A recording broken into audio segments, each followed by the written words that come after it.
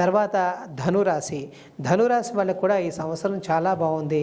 ఇందాక మనం చెప్పినట్టుగా వృశ్చిక రాశికి ఏ విధంగా గజకేసరి అంటూ ఉంటాం అంటే ఏడో ఇంట గురుడు ఉండటం మూలాంచి చాలా శుభాలు, చాలా మంగళప్రదమైన జీవనం అంతా కూడా కొనసాగుతూ ఉంటుంది. అలాంటిది ఇప్పుడు ఈ ధనురాశి వాళ్ళకి కలుగుతుంది. గురుడు చక్కగా వాళ్ళకి ఏడో ఇంట ఉండటం వలన పైగా వాళ్ళకి జన్మాధిపతి అంటే ధనురాశికి అధిపతి బృహస్పతి, అదేవిధంగా నాలుగో ఇంట మీనానికి అధిపతి అయిన బృహస్పతి కూడా ఏడో ఇంట ఉండటం అనేది చాలా శుభాన్ని సూచిస్తూ ఉంటుంది, బాగుంటుంది.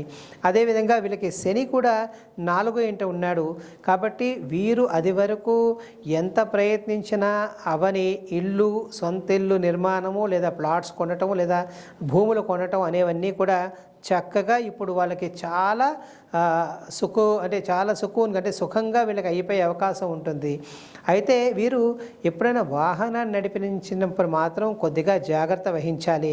ఆ విధంగా వీళ్ళకి ప్రతి మంగళవారం ఆంజనేయ స్వామి చుట్టూ ప్రదక్షిణ చేయటం మూలాంచి అలాంటివి ఏమన్నా ఏమర్పాట్లో వచ్చే ప్రమాదాలు ఏమన్నా కూడా ఏర్పడేలాగా ఉన్నా కూడా వాటి నుంచి కూడా వీళ్ళు బయటపడతారు.